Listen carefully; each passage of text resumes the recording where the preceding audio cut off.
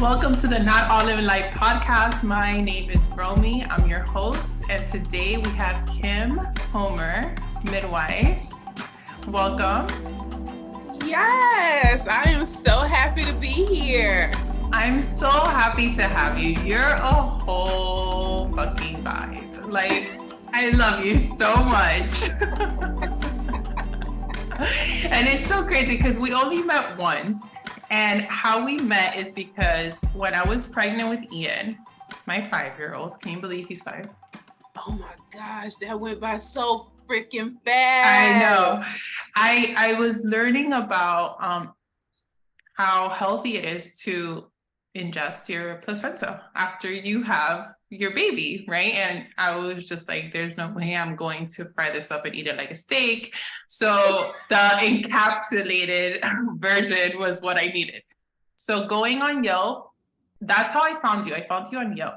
And I spoke to a couple other people, but the minute that I spoke to you on the phone, there was just like this connection that I was just like, I don't care. Whatever you have, I want it. Whatever you have, I want it.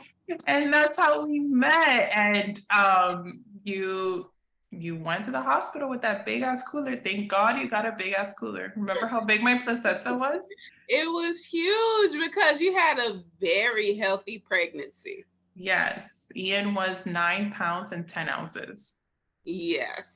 And that placenta was definitely catering to that 9 pounds. Yeah, I remember you told me that it was the biggest placenta you had ever worked with at that time. I don't know if it still is, but it actually is, because it was like 2 pounds. So yes, nobody I made you work. Exactly. So we met and we just clicked. Your energy is so beautiful. You're such a beautiful person. So we've connected and we've stayed connected throughout the years. So I just want you to explain a little bit about, maybe let's start with that, what the benefits of the placenta is. So the placenta, I have a special relationship with the placenta. The placenta I look at as like the first mother, because that was the initial protector of baby, feeding baby, cleaning up behind baby, hydrating baby, supplying everything that they needed. And also it was a protector for mom as well, because with the placenta, it actually helped you to regulate a number of hormones throughout your body to help you carry a full-term baby. And a lot of times when your placenta is delivered, your body's like, okay, now we have to regulate these hormones all by ourselves. Let's figure out how to do it. And it's such a plateau of ups and downs, just emotional roller coasters. And there are times when, you can actually dip into postpartum depression, because becoming a mother, regardless if it's your first, second, fifth, seventh, it's a transition. Like, your family changes, the dynamic changes, and you have this new human being dependent on you. And if you already have other kids, they're still demanding as well. They're not like, oh, let me give you space so you can bond with this newborn. They're like, okay, that's somebody else, but I'm still here. Right. And it's like trying to figure out that balance. And being that you don't have the placenta to assist in regulating those hormones, now it's beneficial because you're bringing that back into your system. And instead of having like these emotional ups and downs, you have more stability mentally and physically as well, because you're benefiting from the iron aspect of it too. So it's something that I call it the gift that keeps on giving. And even if you don't use all of your placenta capsules during your immediate postpartum or initial postpartum period, you can actually save them and benefit from them when you experience PMS, or even, let's say, years down the line when you start going through menopause, because those are some emotional ups and downs too. But if you come across any moms who have gone through menopause and had some capsules, they'll tell you a different story. So yeah, I still have a good amount left in my freezer waiting for my menopause. Whenever that happens, I'm ready. And let me tell you, my freezer broke once, and I was just like, I don't care about the food that could be replaced. Do not ruin my freaking placenta pills, because there's no way I'm gonna give more of this. That's right. And it isn't that's not the only way, like you were talking about frying it like a steak. But I did have a family where dad was a chef, and he was like, we got to eat it. And he made teriyaki placenta. We, like, as in himself, yes. As well. Yes. It, like, a few days after he cooked it, they had another postpartum visit, and she didn't want to talk about it. But he said it was delicious and it was just like liver. I was like, I'll take your word for it. I don't know how I feel about that, but I mean, I've had people, how I came across it was because I was in a paleo group on Facebook, and this girl posted about, would it be terrible would it be going out of my diet if I eat my placenta in a smoothie? And I was just like, I don't think so, because it's paleo and you're eating meat, but like, you're putting your placenta in a smoothie. But then I started looking at the benefits. I'm like, I'm not putting this in a smoothie. But the caps, yeah, for sure. Definitely, 100%. Not a problem.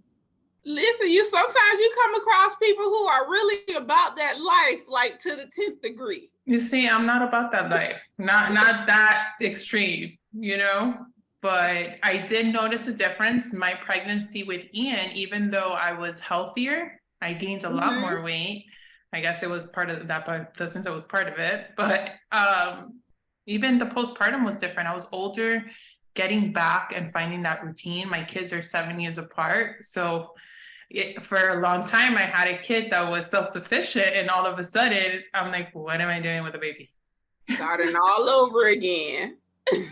So it was very difficult, but I did feel, whenever I did take the placenta, I did feel a difference, and it also made me feel more connected to my baby. Yeah. Like in a very spiritual sense. Yes. And I am, that's one of the things that I love, how it kind of connects into like midwifery practice for me. Because a big thing when someone comes into my care, I want you to really connect with your baby, not wait till baby's here.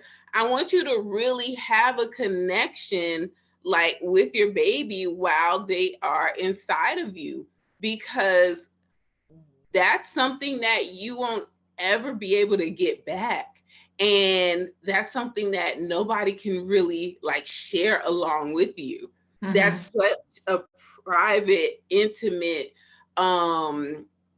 powerful connection that only you two would feel. And in a lot of ways, you two bring each other balance. Well, if you're only carrying one, but right. But like babies can bring you balance, and you go through such a huge transition during your childbearing cycle. I like to say each baby turns you into a different person. And it makes you like a super mom. Like sometimes people are like, I can't understand how she functions and she has 5 kids. Listen, if you see somebody with 5 kids functioning, running a household, job, entrepreneur, that person needs to be a CEO of a Fortune 5 company, because that's a lot. that is a lot. Yeah, being a mom is definitely the hardest job I have, and I have a lot. And I only have 2. I don't know how people do it with more, but they do it. They do it. Exactly. Like, when it comes to having your last baby, what did Ian inspire in you? Did something shift in business or something shift personally? Did something grow or expand after that? With Ian, yeah, I felt it was a very different mother that he received. Right. I had Zach very young. I had experience because my nephew is 10 years younger than I am. So he was my first baby. But I was not the same person I was when I had Ian. I had already done a lot of healing and a lot of spiritual work and connecting with him in a way that it was very different than I did with Zachary. Still both very, very special. But it made me realize that I'm a lot stronger than I thought I was, because handling 2 kids, plus I used to still work for the state back then. I worked for the state of Florida, and I had my business on the side, and I was doing yoga teacher training, and I was doing life coaching school. And I was just like, oh my God, let me get one of these placenta pills before I freaking go batshit crazy. It was so much. It was so much. But, he did teach me that, because I don't know if you know this, but he was diagnosed with autism back in July. So he came also with a different type of personality into this world. And on top of that, he's also a Scorpio. So we're going to add that to the mix. So he hasn't been the easiest, but he is so sweet and he's so smart. And he's taught me so much about myself. And he's really taught me. I thought I had patience before. He taught me so much patience, so much patience. I love that. I always love to hear how someone transitions into their new normal of motherhood. And it was hard. It was hard because I was already so used to just having a self-sufficient kid. And Ian is 5 and he still requires so much more attention. By 5-year-old, Zachary was in his room playing by himself. Ian is literally, if he could go back into my womb, he would.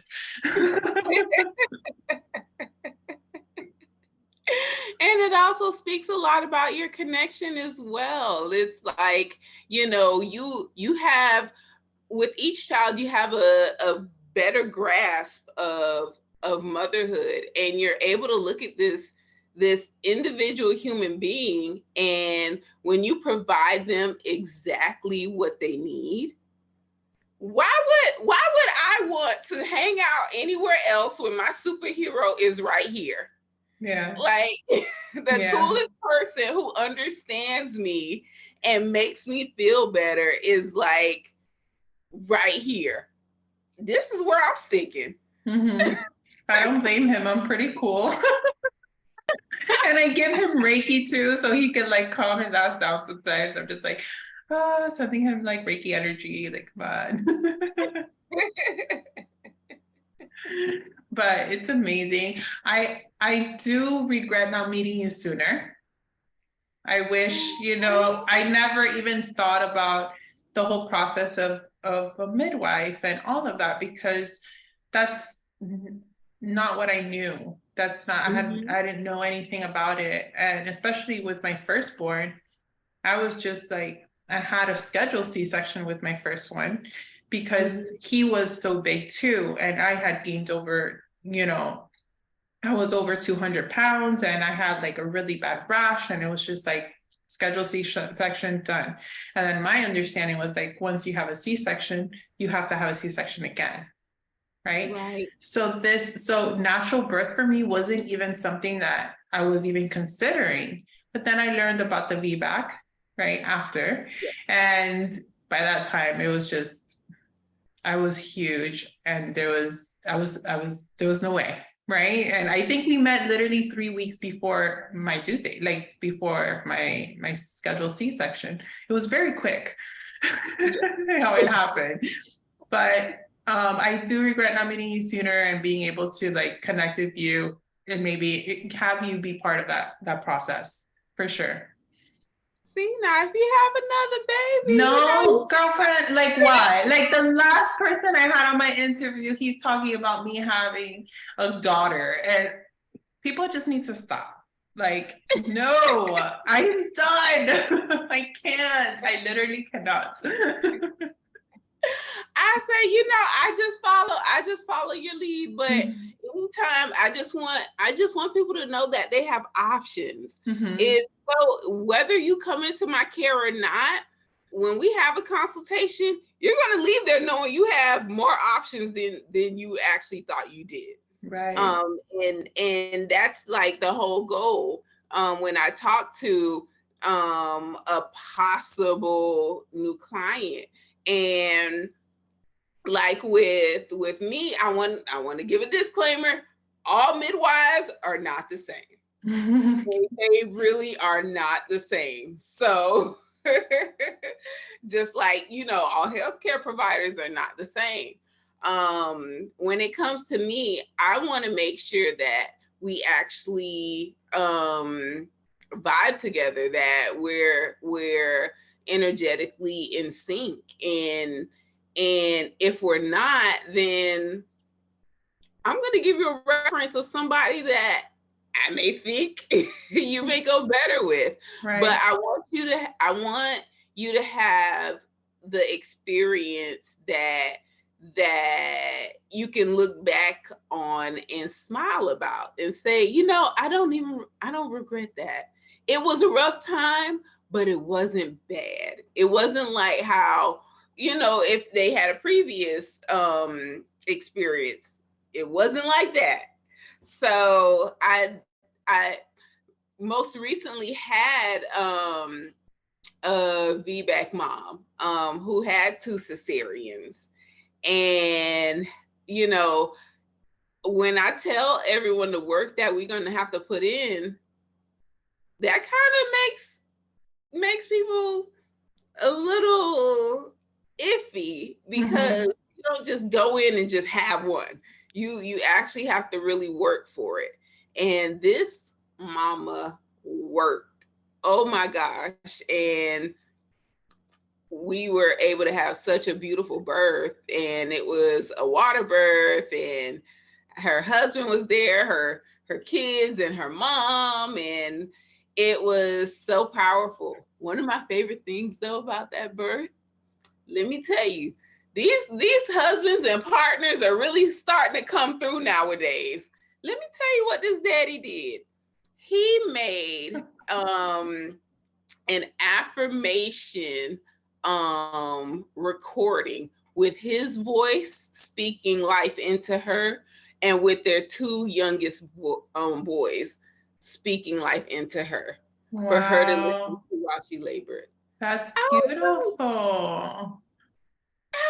Oh my gosh. I'm like, it just to be in that.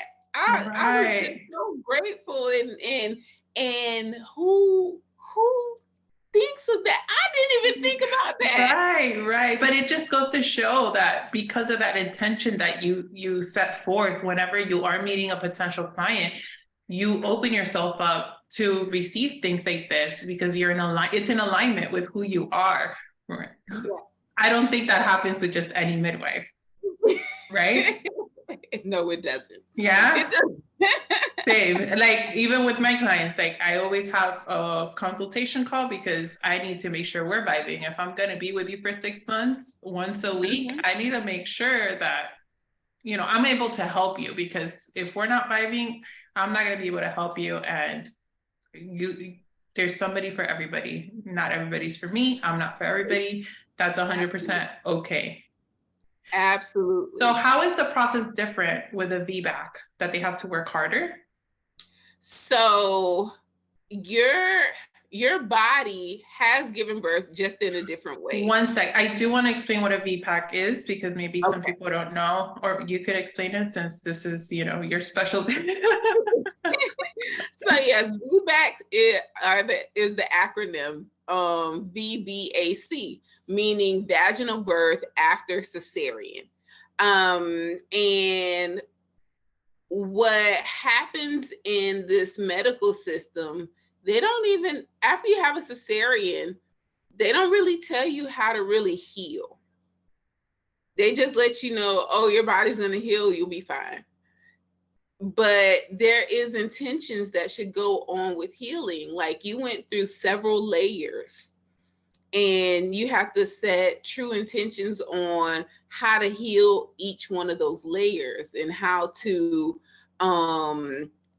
focus on certain scar tissue and so on. And even making sure that you pay attention to that when you're pregnant, because even in pregnancy, that has to be monitored, because as your uterus grows, where you had the incision, that grows, stretches as well. So that's something that you need to monitor to see if it's maybe thinning out too much. Because although people think it's a myth that uterine ruptures happen, I've seen it. I had a client in care, and it happens. And it was just her second pregnancy. And she waited, she did all the things that they tell you when you leave the hospital, space out in between, and she ate well, but no one really focused on actual healing of scar tissue and so on. So she, during her labor, she felt a pop where her incision was. And we bolted straight to the hospital. And by the time they got her into the emergency room, once they opened her up and got to the uterus, they didn't even need to cut through the uterus. It was just the window. Wide open. Wow. So it was just a thin layer that you could see through to get baby out. Wow. So it's not a joke. When I bring someone into care, it's first they have to go through getting a consultation with an obstetrician to see if they qualify to have even just a trial of labor. Because if they are not going to let you go into labor because of certain risk factors and concerns, we definitely, as midwives, aren't able to take you into care. So there's like a number of steps that go along the way. But if you deem it as worth it, then it can be something absolutely beautiful. So when excuse me, for the VBAC, it could be harder because of the thinning of the uterus. That's one of the risks. The other is mental, because your body can stop at a place mentally. Like at the point, let's say you had a cesarean because you didn't get past 6 centimeters. If you're in labor, once you hit those 6 centimeters, that block is right there. How do you get past that block? I can't tell you how to get past it. I can give you resources and tools, but you're still the one that has to do the work. Right. I can't imagine somebody like me that I feel like I cheated childbirth. I had 2 scheduled C-sections, so I don't even know what a contraction feels like. So I won't say you cheated. You just didn't know. And that's the thing, especially like with having your first, especially young, and you don't have anyone around you who can like share certain knowledge with you, you just don't know. You just really don't know. And regardless of you not knowing, that mommy guilt, sometimes you try to put it on yourself anyway, but it wasn't you. You didn't have that information, and everyone around you is telling you the same thing. So you did what was best for you with the knowledge that you had. 100%. And when I got pregnant with Zachary, the internet was not, I didn't have access to the internet like now, social media. Mm-hmm. Yeah, we had Facebook, but it wasn't how it is now, which is how I came across the whole placenta thing. Exactly. It was, let me tell you, even 2 years ago on Facebook, I shared a birth video and got banned. I'm like, so yeah, certain things there's, you know, are intentionally blocked. So that isn't that wasn't surprising. It was surprising, but it wasn't surprising. Right. Fact checked your birth video.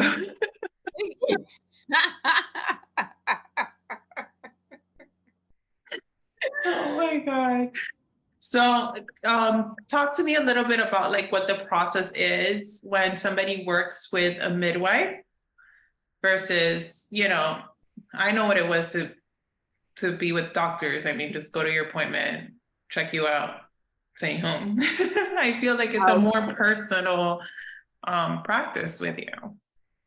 Okay, absolutely. I want to test for all midwives, but when you come into my care, our visits are usually an hour. I come to you, and for me, the first 45 minutes is the most important. I get to know about you, your environmental factors, your family, how you're affected by certain things, your nutritional habits, like your real nutritional habits, because I'm going to be in your kitchen too. So, and I'm getting to know you as an individual person, as a whole person. And everything that I learn lets me know why we get the vitals that we get at the end. And we're able to backtrack, and I'm like, okay, so we got this, and this has occurred these past few weeks, and so on. And on top of that, when it comes to the education that I'm giving, I don't want you to make an uninformed decision. And I want you to be educated because you're the decision maker. I want you to be completely educated. And I need to know that you understand what just occurred. And all that is what's happening during this visit. Yeah, we have a good time, but by the end of the they do with you, girl. And by the end of the visit, it's like, I really did learn something. We didn't just sit down and shoot shit. We actually like learned something. Love it. I even have and everybody's care isn't the same. Like I give you what I'm supposed to give you, and then I look at what you need. If I'm able to supply that, I give that to you as well. And like I had a mom in care who is such a badass, and she doesn't know it. Like she's had kids before, but she questions herself. And I'm like, look, let me tell you something. Then I pull her kids in Tell your mama how bomb she is. Like, question what, who, where, why? Look at what you did. This is a walk in the park for you. There's no, go look in the mirror. Go see what I see. And it's like, I just love being able to be a part of that process, because like, you guys are so powerful, and I'm just so amazed and enthralled by the resilience and what you're able to achieve during this childbearing cycle. So yeah, each visit, we do what we need to do.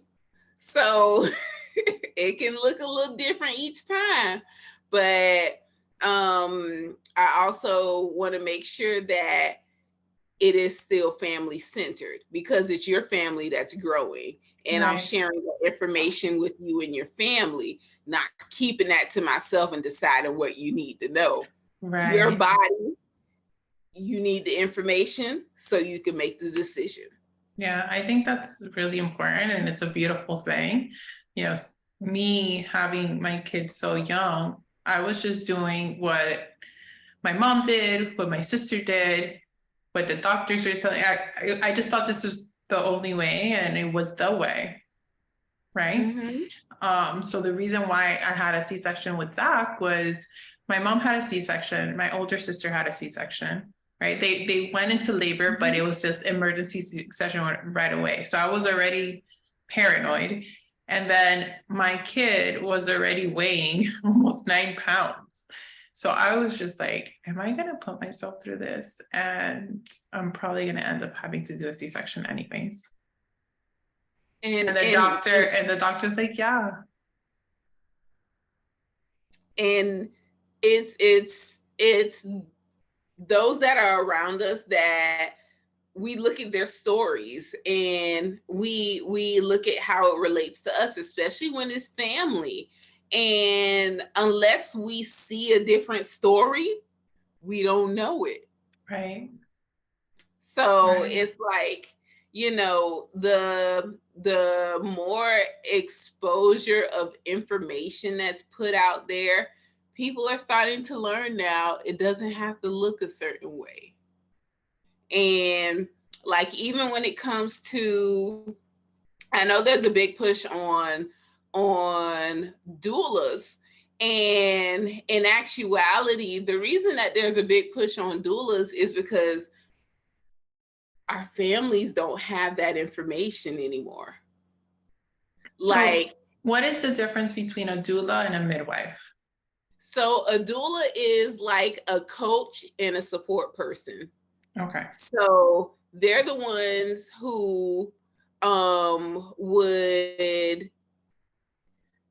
be of emotional and physical support during your pregnancy, and, you know, teach you certain things about your body and yourself, such as childbirth education. You have doulas that teach you and your family how to prepare for labor and birth. And then you have doulas who are really connected, and they spent time with you and see the type of person you are. And they may be like, have you ever thought about, you know, maybe getting a midwife or having a natural birth, or, you know, things like that. And also, while you're in labor, not only are they providing comfort measures, they are helping you enforce your rights. So you could have a doula even if you have a C-section. Yes, okay. Absolutely. Okay. Absolutely. And the thing is, if our families were present in those ways, we wouldn't need to have doulas. Mm-hmm. But since we don't have, you know, family doesn't look the same as it did 40, 50 years ago. Like, I don't have my auntie or grandma coming over telling me what the deal is, or sitting down having family dinners and having these discussions, or in a community when someone's pregnant, everybody comes and celebrate and things like. It doesn't look like that. Yeah. So being that we don't have that anymore, now we got to pay for it. Right. And that's how it was at one point. When they say it takes a village, they literally meant the whole tribe. Like, it wasn't just your kid, it was everybody's kid, and everybody would step up. The women would be the mothers, the nurturers, taking care of, doesn't matter who birthed you, we're all mothers together. And I think that's so beautiful, but we've lost that. Women now are having to work and be heads of households and all of this, and it's hard to do it all. And I know from experience, to be able to have to be the head of household, to then have to also be a mom, and to also have my clients, and it's just a lot. It's a lot for one person. Yes, and when you think about it, how many decisions is a mom making a day? Oh my God, so many. Like, I don't want to. Like, some days I'm just like, you know what? That's why whenever I love working out, I love, I could guide myself through workout, but sometimes I'm just like, no, I want somebody else to tell me what to do. I want someone else to tell me what to do, because I tell everybody, I make decisions all day long. And even though I have the capacity, like the capability to do this, I don't want to. Tell me what to do. I need a mental break. So exactly. And just a key factor when men ask their women, what do you want to eat? This is why we don't know. This is why we don't know. I always just know though, something. Just so you know. I've been thinking about it since lunch.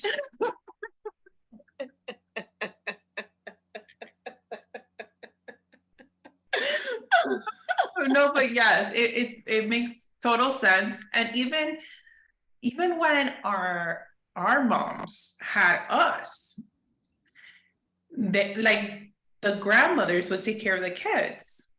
Yes. My mom, your grandmama's not the same nowadays. No. Listen, grandma gotta live too. I'm going out. Exactly. I got things to do.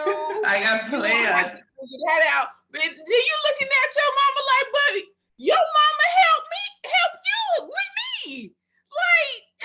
Like, ain't nobody got time for that anymore. No. And my mom has to work. So my mom helps me so much whenever she can, right? But she has to work herself, and she does have her own life.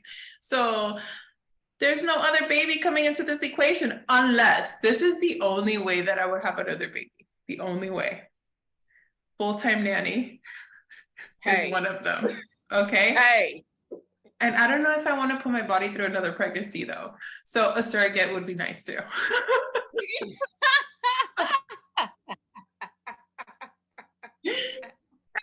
Be sure. And we have to figure out how to live softer lives. We really have to figure out what that looks like for us, and what are we willing to sacrifice to live a softer life. Like, would you sacrifice never being able to watch like TV again, like the Netflix, the this and that, to have an in-home cook and an in-home a maid? Right. Yes. Like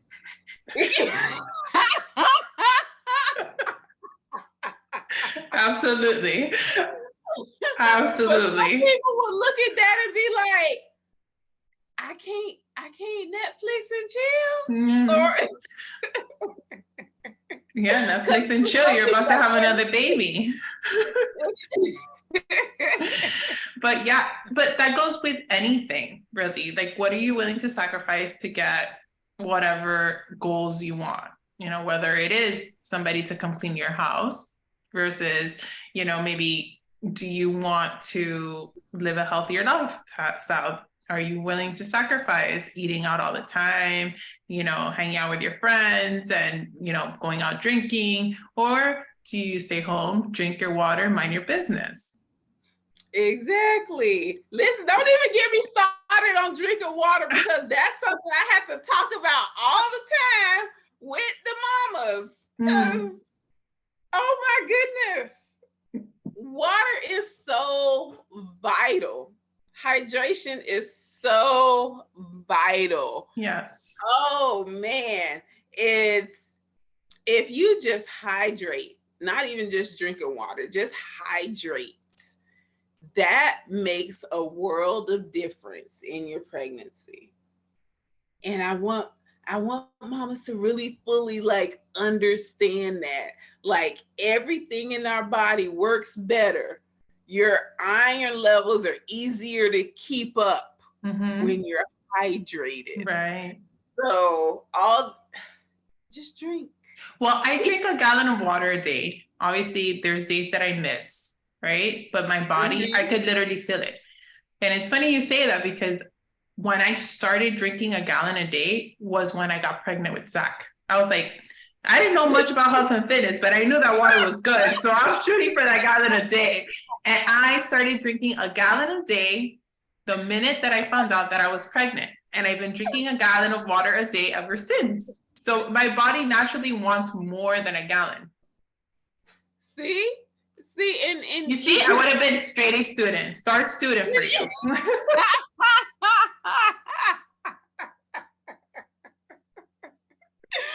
and it's, oh my goodness, I've come across so many different values when it comes to drinking water. It just amazes me. But it's so important and imperative, not just in childbearing, but in regular life. Like, when someone comes into my care, I'm not just looking at how my prenatal care given affects the pregnancy. I want you to take something with you that will assist you from this point on in life. I'm about life lessons and how can we make life better, not just pregnancy better, but life better. So much value. Exactly. So these are some of the differences in my care and obstetric care. 100%. 100%. And if I see my mama take one step, I'll take two, and we've gone in on some occasions.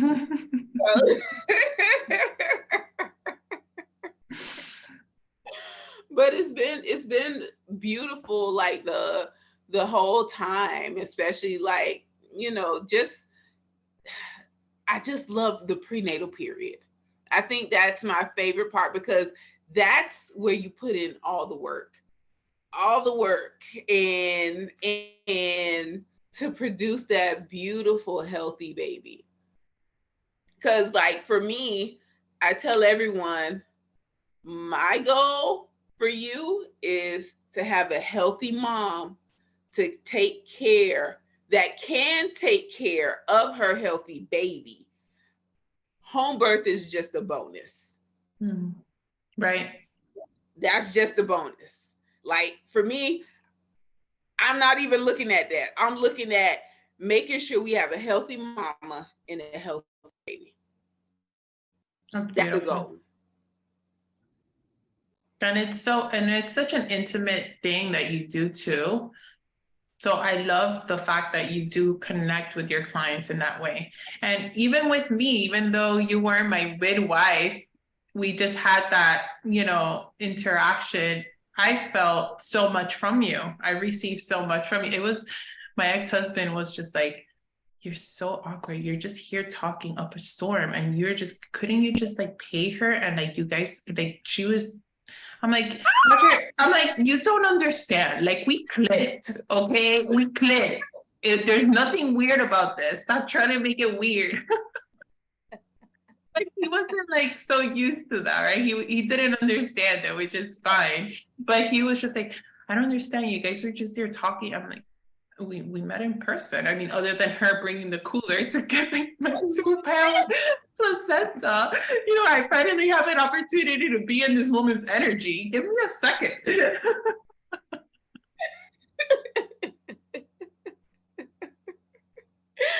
that's so real.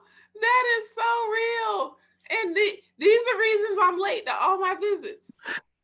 The only visits I'm on time for the first one usually, but then it's all downhill from there. I'm always like, hey, I'm gonna. Well, you are an Aquarius.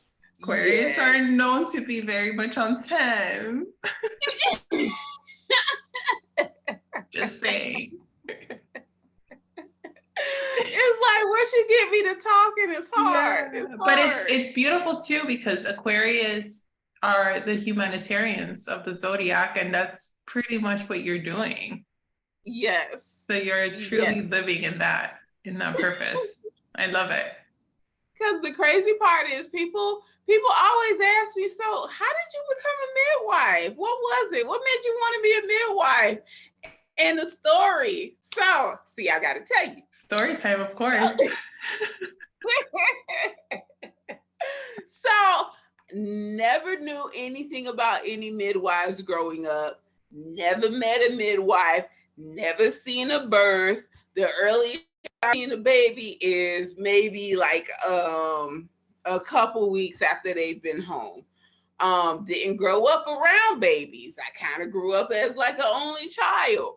So, but it was something about, I don't know when I saw the word midwife or whatnot, but in high school, for some reason, it just resonated with me. I'm like, what's a midwife? What's that? Never wanted to be a nurse. And when I was in, I think my senior year or whatnot, when you applying to colleges and everything, and I'm like, you know what? Let's figure out what this midwife thing is. And I'm telling my age, I graduated high school in 99. You couldn't find anything on the internet. Listen, I'm a Haitian girl from Miami. I found 2 midwifery schools, Idaho and Maine. What I look like going to either one of those places in spaces, not gonna happen. So I was like, maybe it ain't for me. So go to college, do the traditional college thing, get a job. I'm working for Home Depot, been there like 10 years, and then it's like, I don't like this. I never really did like this. And I'm like, okay, try to take your own advice. When somebody don't like their job, what do you tell them? And I'm like, what did you want to be when you were 5? What about 10? What about 15?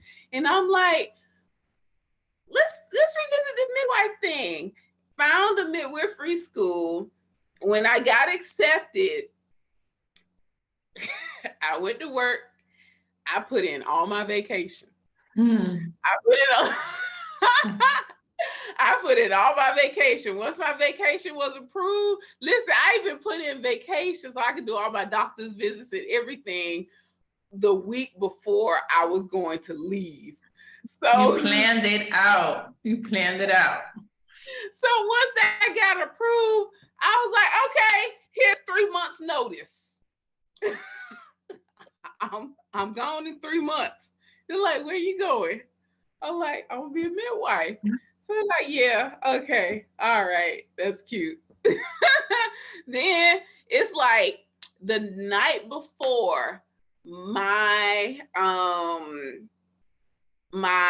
last day on a job, I was the closing manager on duty, and we had a call out in our millworks department, and I'm like, okay, well, I want to get out on time. I ain't got but 1 day left. I want to make this as quick as possible. I'm gonna help shut down millworks. So it's 5 minutes before closing. They're making the announcements over the loudspeaker, and I'm sweeping up millworks. I see a group of people walk through, and I ask them, do they need help? They're like, nah, we good. And one of the guys in the group, he circles back. And he stands and he starts to look at me. And I'm looking at him like, hi, can I help you? You know? He's like, what are you doing here? Now, before he asked this question, I'm all day, I'm scared. I'm like, I ain't gonna have no job. I ain't gonna have no benefits. I ain't gonna have this job security, and like I'm freaking out mentally all day. Outside, I'm cool, calm as a cucumber. Inside, I'm like, okay, maybe I'll tell them I'll just become an hourly part-time associate so I can keep some of these I'm like, am I making the right decision? Well, I still got time to tell them I ain't gonna leave. So I'm freaking out. So now he comes up to me. I'm sweeping and I'm in my head and I see him. I'm like, oh, is there something I can help you with now? And he's like, what are you doing here? And I said, oh, we have to call out in Midwifery. And he's like, no, what are you doing working here? You're not supposed to be here. And if you don't follow the path that God has laid out for you, there's going to be a lot of blood on your hands. I was like, oh, okay. And he said some other things. I was like, okay, yep, done, deuces. I ain't even come to work the next day. That was just all the reassurance that you needed. I didn't question anything else. Then halfway through midwifery school, it got hard. Car broke down. I don't have a regular job. I'm trying to do postpartum and placentas and on call, overnights, clinicals, just trying to, yeah. So there was a point when I didn't even, my car, like I said, wasn't working. I was riding my bicycle. My school was on 119th and 2nd Ave. I live in the Grove. So I had, if class was ended at 11, the last bus came at 11. But if the bus didn't have a bike rack, or if I missed the bus, guess who had to ride from 119th to downtown Miami? Oh, fuck. In the middle of the night to catch the Metro Rail from downtown, to catch the Metro Mover to the Metro Rail to Coconut Grove. So yeah, it got real hard and real. And I'm like, you know what? Maybe I should just stop school and take a pause and get life back together. And I ran into somebody I grew up with, and went to church with and so on. And we're catching up and I'm asking her what she's doing. She tells me, and she asks me, what am I doing? I'm like, well, I'm halfway through midwifery school and like her knees go weak. And I almost reach out to catch her. I'm like, you okay? She was like, are you serious? I'm like, yeah. And she's like looking at me like she's seen a ghost. And I'm like, what's wrong? She says, Kim, I remember when we were like 6 years old in church and we thought you were crazy. So you said that you was going to have a baby in the forest, in the river. We were going to hold hands around singing while you had this baby. And when you have this baby, you're going to catch babies for the rest of your life. I said that?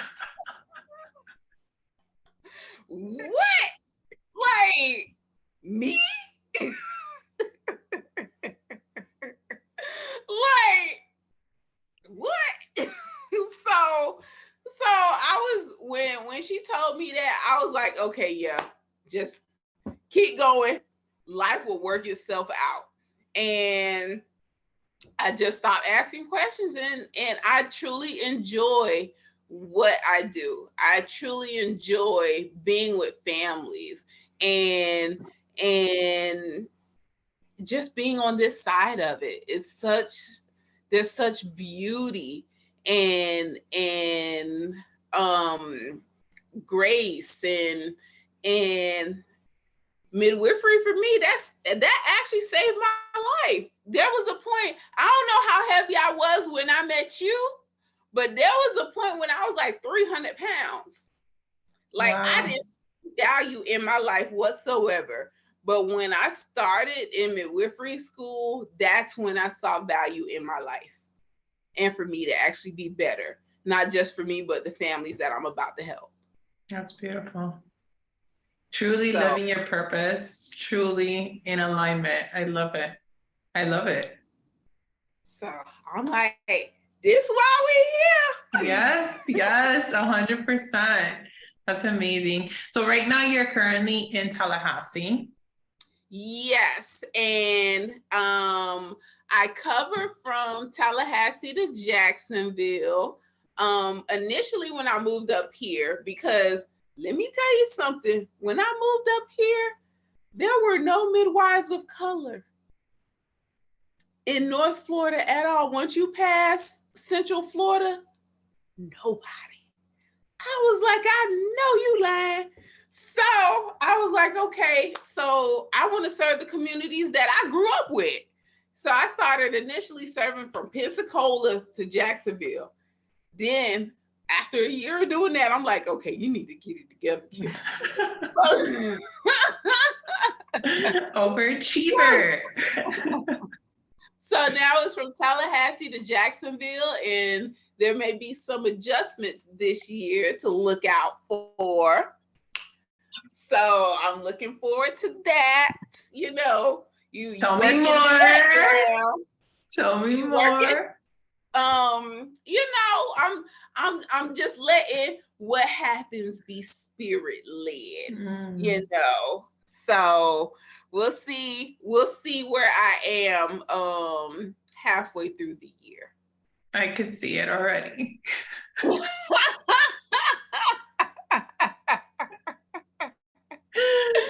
Amazing. So, I just love it. I just love it. It's and the move here to Tallahassee, it was so needed because you already know what life is like in South Florida. I needed a break. Needed a break. If I didn't have 2 kids, I'd be living my life out of an RV, driving like everywhere, seeing my clients virtually at some cafe. But listen, you know, I'm so blessed. Mad driving. I don't even get mad driving. Like I'll worry when I'm driving on the road, and it's beautiful. The drive is so. I don't mind the 2-hour drive to Jacksonville and back, and trees, no traffic, and yeah, it's different. When I come down to cover at the birth center in Miami, because I do that once or twice a year, I know when I hit South Florida, I could. Energy shift. Energy shift. I just know. But I do miss, there's a lot of things I do miss about being down there, especially like the food and the culture. I miss all of that. And the farmers market. Yeah. Yeah, the food down here is pretty amazing. Yes, yes, yes. So Kim, thank you so much for joining me and doing this episode with me. Where can anybody find you? Okay, so you can find me crowningmidwifery.com.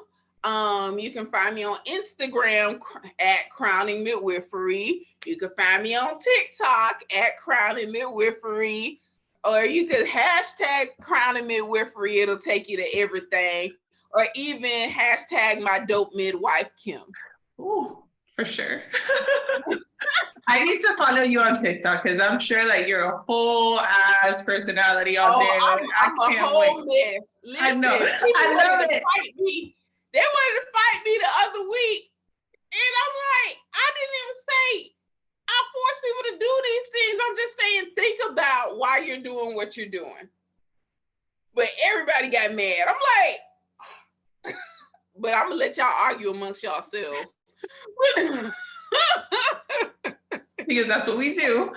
We don't engage in that. But yes, I just, you can find me. I'm here. Thank you so much again. And remember, guys, it's not all love and light.